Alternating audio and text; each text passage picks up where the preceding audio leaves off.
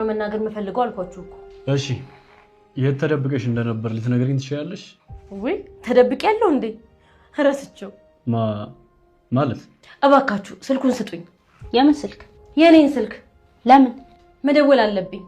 በህግ ቁጥጥር ስር መሆንሽን ረስተሽው ነው? በእግዚአብሔር በማርያም በምታምኑት ሁሉ ለምናችሁ አስደውሉኝ። ቆይ ለማን ነው የምትደውዩ?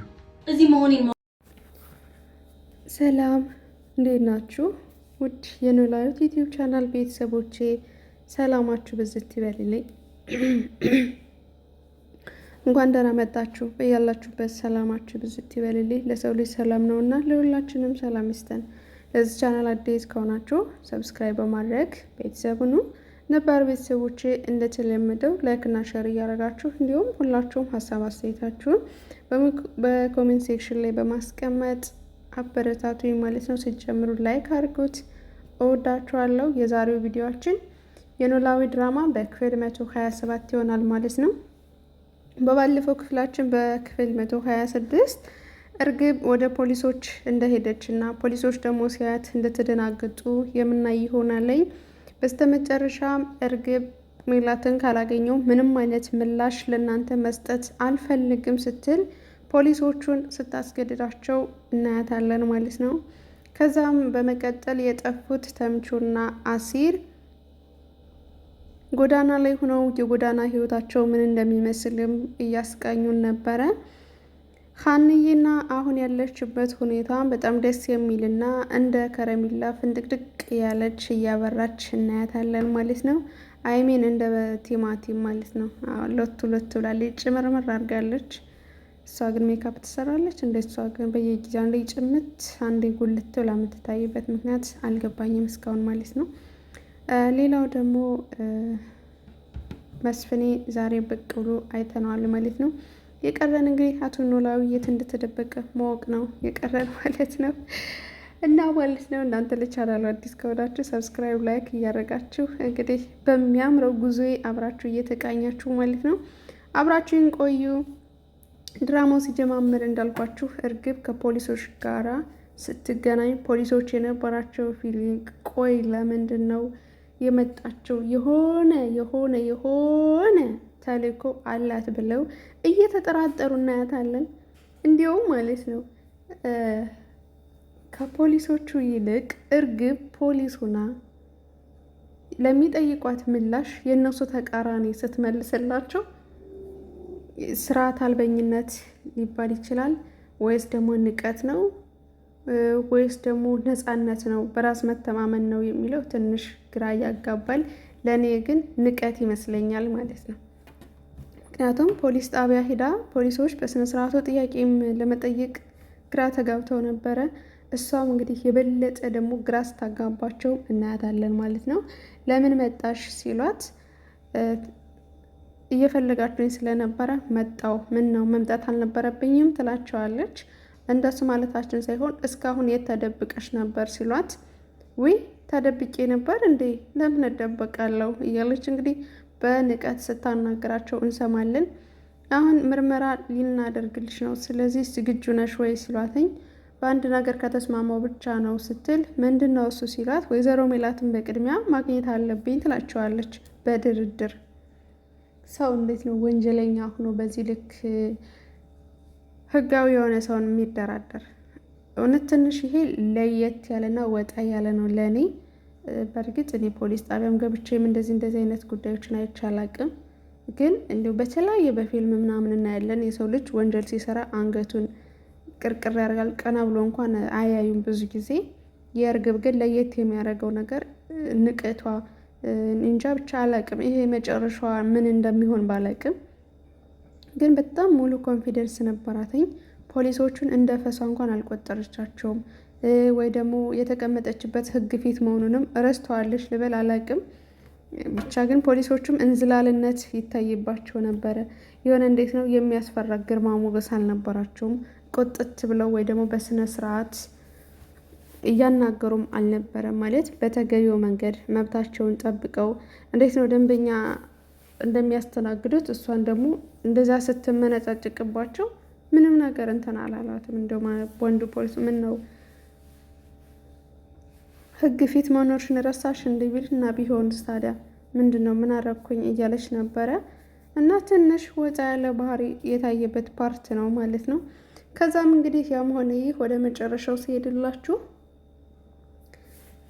እሺ ሜላትን ከሆነ ፍላጎትሽ እሺ ብለው ከውጭ ጠብቂኝ ይሏታል ማለት ነው። ውጭ ስትሆንላቸው ሁለቱም ፖሊሶች ሲመካከሩት የነበር ምንድን ነው ይቺ ልጅ የሆነ ተልእኮ ነገር አላት፣ ምናልባት ሜላትን ልታጠቃ ከሆነስ ልትበቅላት ከሆነስ የመጣችው ነበር ስትል የነበረው ሴቷ ፖሊስ። ስለዚህ ሜላት ራሷን ትጠብቃለች፣ ጠንካራ ናት፣ እጅ ምሰጥ ሴት አይደለችም። ሁለት ደግሞ አብረዋት ያሉ ልጆች ከሷ ጎን ናቸው፣ ስለዚህ ምንም ልታረግ አትችልም ይሏታል ማለት ነው። እንግዲህ ሲሆን አብረን የምናይ ይሆናል ይላሉ። በቅድሚያ ግን ሜላትን ልናናግራት ይገባል ብለው ሜላትን አስጠርተው ስለ እርግብ አንዳንድ ነገሮችን ይጠይቋታል። ሜላት ከዚህ በፊት ቤቷ ምርመራ ሲደረግላት ወደ እስር ቤት ከመምጣቷ በፊት እርግብ ምንም ወንጀለኛ አይደለችም፣ ይህን ሁሉ ያደረገችው በአክስቷም በባዩሽ ምክንያት እንጂ እሷ ይህንን አታረግም፣ የዋህ ልጅ ናታይ ስትል ቃሏን ሰጥታለች። አሁን ያንን ታርጌት በማድረግ እንደገና ወደኋላ ሂደው ዛሬ ላይ ደግሞ እርግብ ታስፈልግሻለች ወይ? ምናልባት ጊዜያችንን እያጠፋን እያባከንን እንዳይሆን በእርግብ ጉዳይ ላይ ምን ያክል እርግጠኛ ነች ሲሏት ሜላትን ኩስትር ብላ ቆይ ምን አዲስ ነገር ተፈጥሮ ነው? ምንም ቢሆን ምንም እኮ እርግብ የስጋዋ ዘመድ ነች። ስለባይሽ ሁሉን ነገር ታውቃለች፣ ሁሉን ነገር ትነግራታለች። ቆይ ግን ምን ተፈጥሮ ነው ዳርዳር የምትሉ ስትላቸው አይ እንዲሁ ለመጠየቅ ነው፣ ሌላ ምንም ነገር የለም፣ አዲስ ነገር ሲኖር እንነግርሻለን ትላት። እሷም በጣም ተናዳ ነበረ። ጥያቄን በጥያቄ እንዴት ትመልስልኛላችሁ? እርግብ ተገኘች ማለት ሁሉም ነገር ታወቀ ማለት ነው። ስለ አክስቷ የሆነ ነገር በእርግጠኝነት 100% ታውቃለች ብላ አስረግጣ ስትናገራቸው እነሱ ምንም ምላሽ አልሰጡም። እሺ የሚሆነውን እናያለን ብለው ሀና ማለት እርግብን ውጭ አድርገው ሜላትን ወደ ነበረችበት ይመልሷታል። እርግብም ተመልሳ ስትመጣ ይታለች ወይዘሮ ሜላት ውጭ ጠብቂኝ ያላችሁኝ እኮ እሷን ልታገናኙ መሰለኝ ብላ ስታፋጥጣቸው የዚህን ያክል አስፈላጊ ነው ወይ ሲሏት አስፈላጊነቱንም እሷ ስትመጣ እሷ ጋር ስንገናኝ ነው የምነግራችሁ እንጂ ምንም አይነት ነገር አልነግራችሁም ትላቸዋለች ማለት ነው። ከዛም የሆነ ነገር አንድ ትማጸናቸዋለች፣ ስልክ እንድትደውልላት ስልኳን እንዲሰጧት። ምን ነው ህግ ፊት መሆኑን ረሳሽ እንዲትላት አውቃለሁ፣ ግን በማርያም እያለች እያስማለቻቸው ስልኳን እንድትቀበል ታደርጋለች። እውነት ለመናገር በዚህ ሰዓት አስፈላጊ ነው በቃ ብላ ስትማጸናቸውን ይጠብቅ የነበረው ለማን የምትደውል መስሏችሁ ነው? እኔ የግሌ ማለት ነው ለምናሴ የምትደውል መስሎኝ ነበረ። ነገር ግን ለሌላ ሰው ነው የደወለችው። ማለት ከምናሴ ጋር በጣም ብዙ ኮንታንት አላት። ምናሴ ይረዳታለኝ። አስተዋይ ልጅ ነው ምናሴ። ለሷ በጣም ነው ለየት ያለ ቦታ ያላት ከቤተሰቡ እሷ ናት። ለሱ አላት ምን አለበት ወንድሜ ብትሆን ምን አለበት ያለ ብዙ ጊዜ ስትማጸነው ነበር፣ በግሏ ማለት ነው ከራሷ ጋር ስታወራ አድርገን ከዚህ ቀደም ማለት ነው። አሁን ደግሞ ለሱ የምትደውል መስሎኝ ነበረ። ነገር ግን ለሌላ ሰው ስትደውል ፖሊስ ጣቢያ እንዳለች እና ደህና እንደሆነች ስለ ደህንነቷ ስታሳውቅ ነበረ። ምክንያቱም ለምን ምናሴን አልሽ ካላችሁ እሷ ስትደውል መጀመሪያ ላይ ስልኩን ከመቀበሏ በፊት ምን ብላ ነበረ? እዚህ መሆኔን ማወቅ ያለበት ሰው አለ ስትል በቃ ኮምፕሊትሊ እሱን ነበር እየጠበቅኩኝ፣ ግን አልሆነም ማለት ነው። ከዛም እንግዲህ ሀንዬ ደግሞ አሁን ላይ ያለችበት ከእዝራ ጋራ ፍቅሯን እያጣጣመች ፍንጥቅ ብላለች። እንግዲህ ሰላምዬን ቁጭ ብላ ምናሴም ሲያገኛት ቆይ ሀና ሲላት ሌላ ቦታ ሄዳለች፣ አትመጣም፣ ቤቷ ነው ምናምን እያለ ሲያጣራት ነበር። ከዛ በመሀል ላይ ስትመጣ በቃ እያበራች ነበር የመጣችው ማለት ነው። እና ደስተኛ ህይወት እንዳላት እሱን ስታገኘው የተለየ ስሜት እንደሚሰማት ህፃን ሆና ደስ የምትል ሀና ሌላ ሀና ሆና መታ ደስተኛ እንደሆነች ለእህቷ ስትናገር ሰምተናለኝ። እህቷንም ስታመሰግናት ምክንያቱም ሰላምዬ ለሁለቱም ፍቅር በጣም ነው የምትጣጣረው። አንደኛ ከሴት ጋር የማይግባባ ቁጥብ ሰው ነው። ሁለት ደግሞ ጎበዝ ተማሪ ነው፣ አስተዋይ ነው፣ ገንዘብ አለው፣ ቆንጆ ነው ምናምን ብላ ደልላ ነው ወደዚህ ህይወት እንድትገባ ያደረገቻት እና ለእኔ ላደረግሽልኝ ነገር ሁሉ መልካም ነገሮች ሁሉ አመሰግንሻለሁ ስትላት ሰላምዬ እኔ የደረሰብኝ ነገር በአንቺ ላይ እንዲደርስ አልፈልግም። ስለዚህ ስለ ጽዮንስ ምን አልሽው? ምን ጠየቅሽው? እሱስ ምን ምላሽ ሰጠሽ? ብላ ስትጠይቃት ስለ ጽዮን አናግሬው ነበረ እሷ ናተኝ እንደ ሙጫ ሙጭጭ ብላ እንጂ እኔ ቼክ ማላረጋት ብሎኛል ስትላት እንደዛ ከሆነ እኔ የምሰራላትን እሰራታለሁ፣ ምናልባት እኮ የሆነ ነገር ካለው ቅር ይለዋል ብዬ ነው ስትል እንግዲህ ጽዮንን ምን ልታረጋት እንዳሰበች ሰላምዬ አላቅም። ነገር ግን በጣም በትልቁ ስትፎክርባት አይቻለሁ።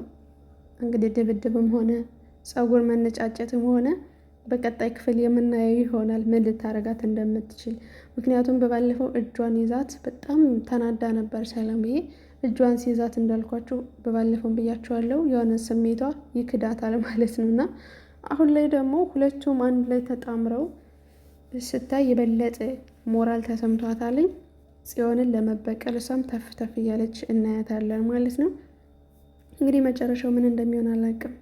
ወደ ተምቹና ወደ አሲር መለስ ስልላችሁ የጎዳና ህይወታቸውን ተቀላቅለዋለኝ።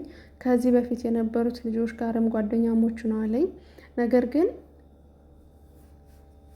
እዚህ በፊት የነበሩት ሲመለሱ ለምን ተመለሳችሁ? ቆይ ከዛ የጸደይ ኑሮ ለምን ነው ወደዚህ ወደ ጎዳና ህይወት የመጣችሁ? ብለው በጣም እያስጨነቋቸው ነው። እነሱም ትክክለኛ ምላሽ አልሰጡም።